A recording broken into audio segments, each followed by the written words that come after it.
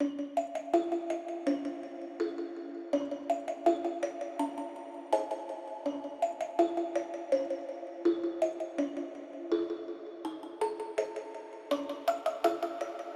guys, it's Kelly here and I'm back with another video. Today's video is featuring the new release from Colorado Craft Company. They're releasing 3 cents. I'm super excited to be showcasing it. This is the card that we're going to be working on today. This is using the Fabulous Witch. This little character is a reoccurring character in the Colorado Crafts Lovely Leg series. And then we also have the Harvest Scarecrow. He's super cute or can be spooky, depends on how you're feeling about it. And then the last one is the Grateful Cornucopia, which is super great for, fall, this kind of the season that we're in. So I'm just going to give you a little showcase again of all 3 of the cards. Like I said, today we are going to be creating the card featuring the witch. You may remember, and if not, I will link it at the end of the video. I actually used this set, which is the Tombstone Witch, which also features the same witch. I used that last year, and I used it with the big, what was it? It's like a big pumpkin jack-o'-lantern that they came out with in their Big and Bold series, and super loved that card as well. So I was very excited to get to incorporate this one back in. So this is a 1-layer card. I am going to be doing some masking. I am stamping down my little tombstone. This is what's going to create the scene for us. And so I'm stamping that down. And then I like Eclipse masking paper. You can use whatever masking paper works best for you. But I've never had an issue with Eclipse. It comes on a very big roll and it lasts me a long time. You guys know I'm super cheap, so that works really well for me. All of these stamps do have coordinating dies. So if you're a person who's like, I don't really want a fussy cut, there's coordinating dies for all of them. But you know me, if you've been to my channel before, and that I love I love a 1-layer card. So here I'm just going in and trimming this out. One of the things that I just want to point out, well, there's actually 2. One is a boo-boo of mine. And you guys also know, if you've been here before, that I'm a big fan of leaving my mistakes in. So one of the things is, like, there's a lot of little grasses next to this tombstone. If an item is solid black, like how these little grasses are, you don't have to worry about creating a mask for them. Just cut them off, because you're not going to see, you know what I'm saying? Like, it's solid black. So your color isn't going to affect the stamp image whatsoever. The other thing is, I left the ground on this first tombstone. I didn't cut it all the way up, and I should have. I should have cut it all the way up. I should have taken my own advice, basically, because there's, like, the ground that's drawn in is all solid black. So once I have my mask in place for my tombstone, I'm going to go ahead and stamp my little witch. I think her holding the little skull is super cool, which is how I decided what my scene was going to look like, so I could kind of highlight that little skull that she's got going on. And then I'm going to create a mask for her as well, so that I can stamp another tombstone behind her. This is going to give us some dimension in our perspective as she is standing in between 2 tombstones. So you have one that's up front, and if you've never masked a scene before, the way that you want to mask a scene is you stamp first what you want to see the most of. So like that tombstone, she's behind it, so we'll see the tombstone in its entirety. So that gets stamped first. Then we're going to see all of her that we can see that is not hidden by that tombstone. The last thing that we're going to see is this other tombstone. In order to get just a different look, I just changed the orientation. So instead of stamping it the way that it's intended to be stamped, so it's kind of leaning back, I actually turned it so that it was straight up. Again, this is just another little trick that you can use to kind of get more out of the images that you have, so they don't look exactly the same. And then the other reason why I chose to mask all of my items, so I masked both the gravestones and my witch, is because I wanted to do some ink blending. I find that ink blending gives me the most even background and the one that I'm happiest with.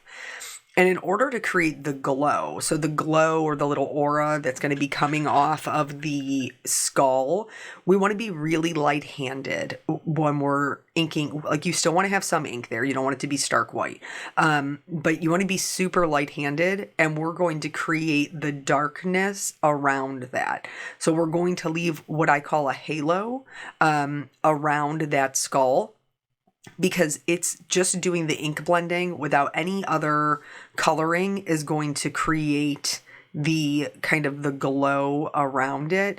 So even if you don't have the other little tool, which we're going to talk about later, to create that kind of smoky, misty glow around it, even if you don't have that tool, just doing this with your ink blending, creating that halo around the skull will really give you a glowing effect, which is super, super cool, especially in scenes like this, where you have, it's a little bit spooky. It's a little bit, she's out in the middle of the, graveyard in the middle of the night kind of vibe. And so I ink blended all the way out to black. I like to do my ink blending twice because I feel like that gives me much better coverage, much better blending. So that's what I'm doing here. I'm moving back from my darkest color, which was black, back into my lightest blue. But again, even when I get out to my lightest color, I'm still going to leave that very, very light blue. I'm not going to go back over that area that the skull is about. I'm just going to take my blue right up against it. This particular blue, which is Salty Ocean Distress Ink, just gives the sky a little bit of brightness kind of all over. I cleaned up my desk. You're going to want to clean up your desk so you're not cross-contaminating your colors. And then I'm going to go in and do my ground. Again, I'm going to start with a super light color. This is Twisted Citron.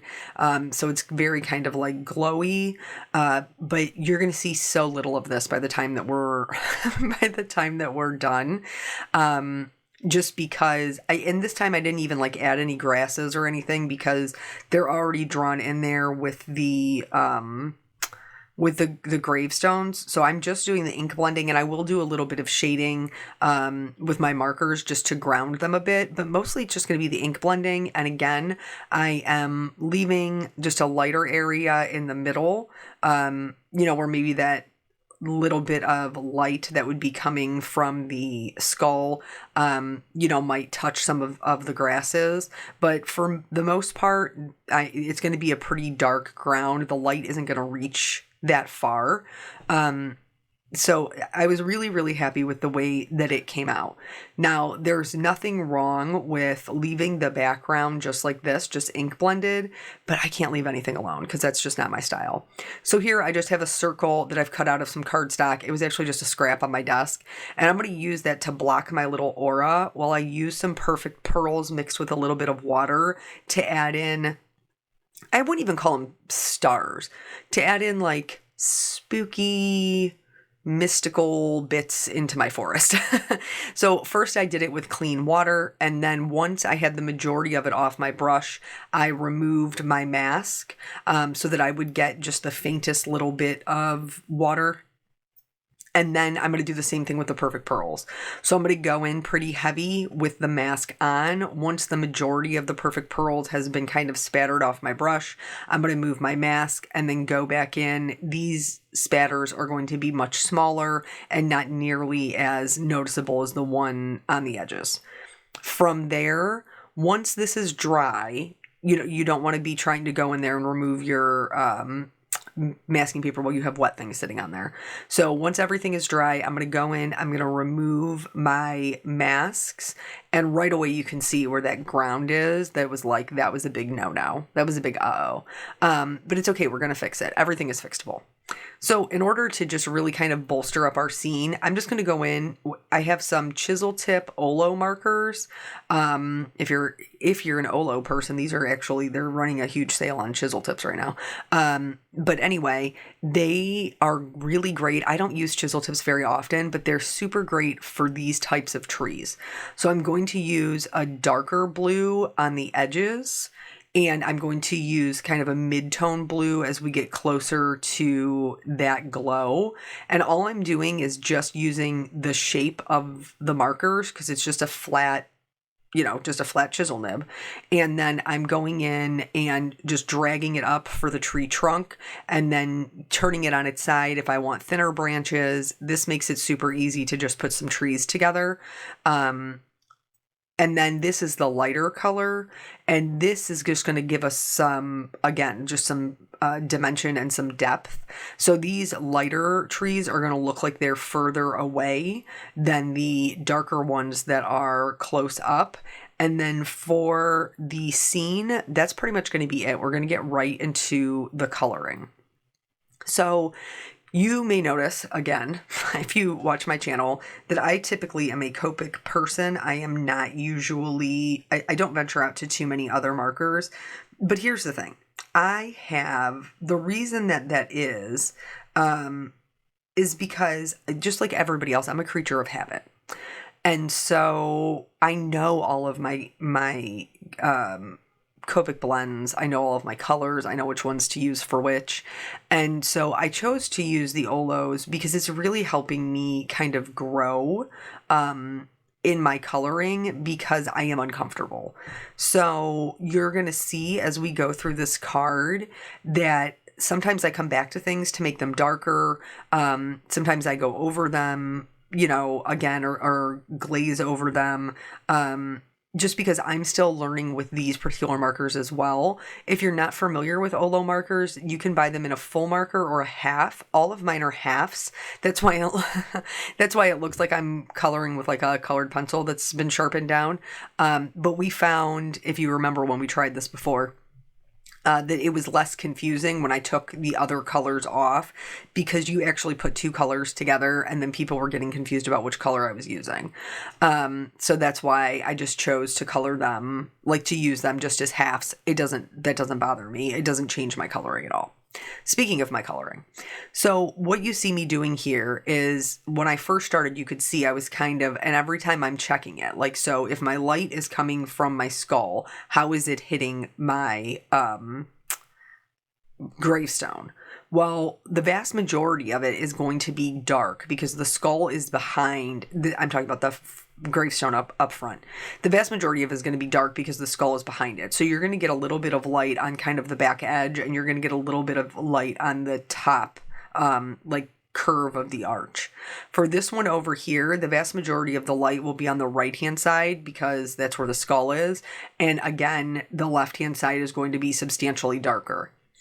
I went in and I think I went out to a C3 for my lightest color, and I just felt like it was way too light. My gravestones should be darker. So I'm going in and I'm checking and I'm looking and I'm no, these should definitely be darker. And so here's the thing. You can always go back in and add darker color. If you're unsure, start lighter. I colored for years, lightest to darkest, darkest to lightest, and there's nothing wrong with that. Covering up darker colors is substantially more difficult, or bleaching out, going in with your zero marker, is substantially more difficult than layering colors and making them darker. So if you're unsure, just start lighter and then work your way up to those darks. You do want to have some dark, especially for a night scene. I know in your head you're probably but Kelly, you're coloring over all the details. You can't see the RIP on the gravestone. You can barely see the bat. You can barely see the skull. You are correct. But if you were looking at this, if you were in a gravestone, I don't know why you would be, but if you were in a graveyard in the middle of the night, you wouldn't be able to see all those details. So if you're doing a night scene, then you shouldn't be able to see all those details. So here is where I was kind of in my own head and working out the marker situation because I made a boo-boo. So you're going to see down there her right, it's our right and her right because she's got her back to us. So the right arm and the right side of her belt should not have that much darkness because it is on the side that is receiving the light. But because Olo markers are free-flowing ink, it does mean that they put down more ink when you're coloring with them, and so they kind of bleach each other out a bit more. So I'm going to go in here. You can see like when I colored the brim of her hat, like that side is lighter. I did that correctly. But I'm going to go into her sleeve and I'm going to go in just and with that lightest color, and then it will bleach out those darker grays. I colored the skull with a C1 and a C0, and now we're going to move on to coloring her. So this was a struggle for me because I know what my skin tones are in Copics without even having to think about it, but I had never colored them because I don't color a lot of people. I totally love her though, by the way. If you look at, I didn't even realize it until I went back to look at the old card. I colored her outfit exactly the same as I did last year, with like purples and greens. So that's just, I don't know. If you come to my channel, that's, I guess, Eudora's uniform on this channel because I did it the same exact way as I did last year. But anywho, so I mean, I struggled picking out kind of my skin tones and making it work. I think that I found a pretty good combination. For her hair, I was thinking about it and I was like, I should probably do her hair black, but I felt like we had so much black, so I just opted for like a darker brown. You could also do like a fun color. You know, you could do for Halloween, you could do an orange, you could do a redhead, that would be super cute. You could do like green if you wanted to, like something really fun, or hot pink. But I'm a traditionalist. I just went with brown. And so when I got done coloring it, I again was like, you have to make this side darker. Otherwise it's not going to look like there's any light on the right hand side. And so I did. I had to go back in. And that's just what I want to like continue to tell you guys is don't worry about it if the first time that you do it, you're like, man, that looks lackluster. And mine does too. When you're learning something new, and maybe you're learning with Olos, or maybe you're learning with sketch markers, or maybe you're learning with Copics or Ohuhus. How do you say that? Hulus? No, that's a TV show app. That's not right.